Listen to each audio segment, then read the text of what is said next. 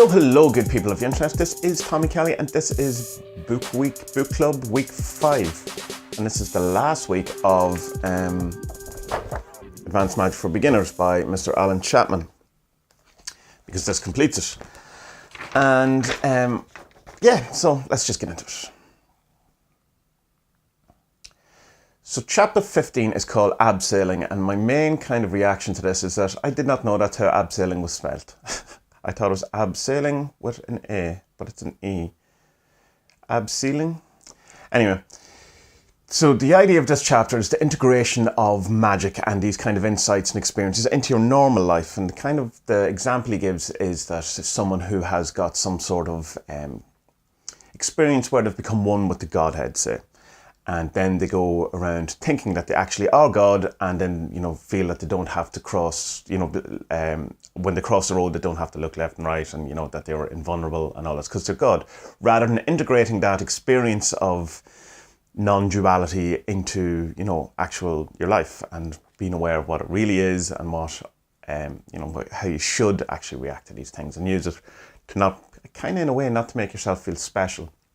Stuart Wilde talks about this in one of his books, where one guy he's on a course with, or like, you know, like these weekend course, whatever, and he had this kind of insight and he felt that he was Jesus and that he could, you know, do all the things Jesus could, and he jumped out of a window into a fountain. And Stuart's kind of quip is that, like, why didn't he start with some of the lesser miracles first, just to test it out, rather than going straight to the, you know, I can fly. And Could Jesus fly? Does he ever fly? I'm not quite sure. Which brings us to the next section of the book, which was about ego and ego inflation and elitism. And, you know, this is so prevalent in all things. It's not just magic, that some people get, you know, some experience and then they think they're the bee's fucking knees and that, you know, no one can touch them. You find a lot of people at this kind of section get into that occult babble speak that really annoys me on Facebook. Like, followed, you can always tell it, it'll be followed by, when you go, what? They will go, oh, if you have eyes to see or if you have ears to hear, there's a lot of great wisdom in what I have just said. And no, there isn't. You're just talking shit. Chapman, it all seems weird when you call people by their second name, but to do it in TV, so we'll do it here.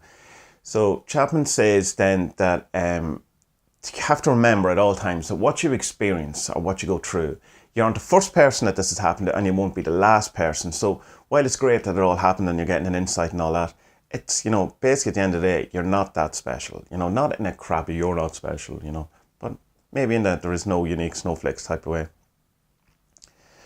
So just that kind of section is all about, you know, be aware that if you start having these insights and all that, that, you know, try to integrate them properly into your life and don't get too egotistical about it. It's like what the Buddhists say is that if any of these things happen to you, you just ignore them and you get on with what you're doing.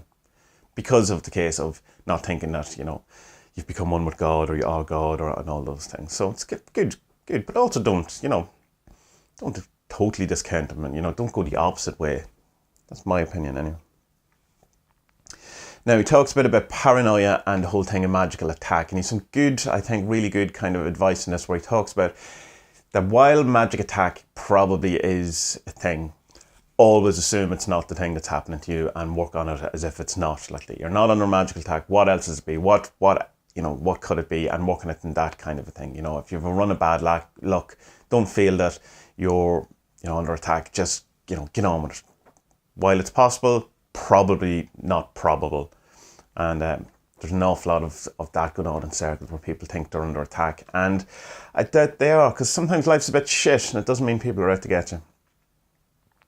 He also makes a point here that the whole thing about magic and all that, and it's not all bad. Like, I mean, we do this because, you know, there's good to it. Like, you have insights, deeper well-being, deeper happiness, and increased happiness, and all these things of what we want to go out of the dark into the light, and all these things. So just to be aware that it's not all about the negative things. And again, talking about the negativity and all that, is one of the things that'll happen as you get more into the magic thing and all that, is that you start seeing things that aren't bad in themselves, just in their context of just what they're doing. You know, so like, say, a man with a gun isn't in itself a bad thing. It's just the context is in a man with a gun in a school. It's different from a man in a gun protecting his, you know, his house, for protecting his family from intruders or something. Terrible example, it's just what I have in my head. So the man with the gun itself isn't the bad thing. It's context, it's where it's at. And so he suggests that rather than the world being in a horrible things or horrible happens, just it's a realignment. Things are in the wrong place at the wrong time. And the goal of the magician is to realign these things. Take what you want from that. So the section and wings, with the title section, for me is probably one of the most important sections of the entire book. And it talks about the whole thing that I speak about at fair length till I bore people, about not resisting the world or not resisting things. So I would suggest not to overlook this section at all and spend a bit of time with it. And he talks about it in the thing of trying to force parts of you into things that shouldn't be there. And it's kind of this whole thing going with the flow and all, but it's not any of that thing at all. The realignment of things. So I'm very interested to hear what you all think about that section, because it's something that I agree with. Out of all the things in the book, and I agree with a lot of this book, but that one in the thing. And again, this chapter ends with the whole do it and see what happens for you, and thing about doing the work and also getting your experience of it, because as Chapman says over and over again, the experience is the truth. Now, chapter 16 is kind of his definition of magic and what magic is, while trying at the same time not to do the hows and whys of it, which is fair enough, because who knows what the hows and whys are. He defines magic as the art, science and culture of experiencing truth. And while I like that, I really wish he adhered to the Oxford comma, which he doesn't, so it makes it lesser in my eyes, only messing, kind of. So he goes through in length of why he thinks this, why magic is art, why magic is science, and why it's culture and the experience of truth. Whole sections, not going into it, but still interested in hearing what you think about it.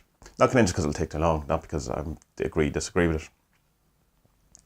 He suggests that it's because magic is so simple, that's where we make it hard.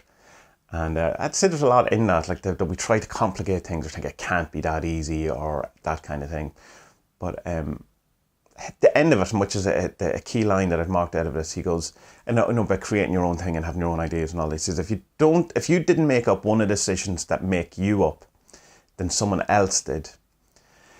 And then he asks, like, did they have your best interests at heart, or are they good enough to have made that decision, and more importantly, have the good taste? So that's an interesting thing, that if you have ideas or whatever in your head, to try and think, is this my idea or is this someone else's idea? And even if it's someone else's idea, then you question, is this a good idea? Is it worth keeping and worth having and all that? Which is interesting in regards to what I was talking about in the last podcast about shiny occult syndrome and forgetting that all these other ideas and all these things aren't necessary. You don't necessarily have to take them on yourself. So kind of poignant there for me.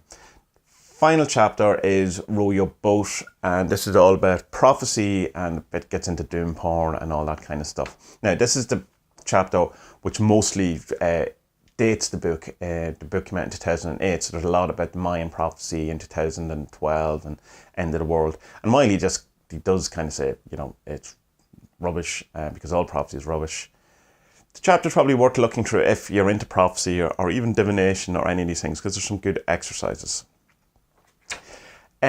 So while not the massive high note that you would expect the book to end on, it just kind of ends.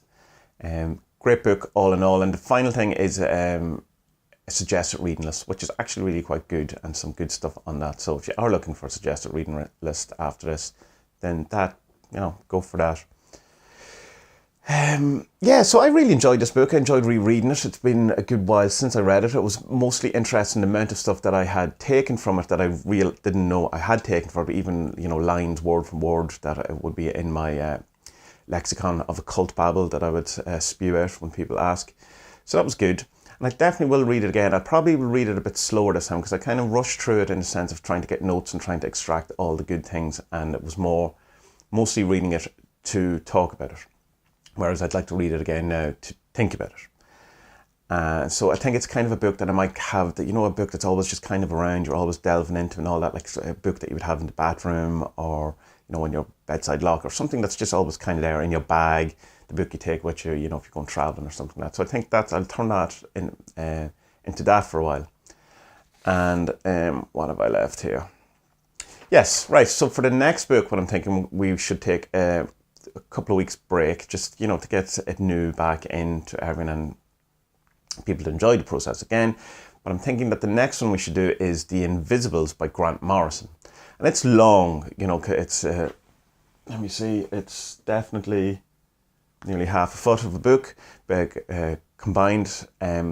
So we'll do it in sections and maybe have other books in between it and stuff like that. But I think it's a good one to do because it's, an awful lot of what we know as Chaos Magic now comes from the ideas in that book.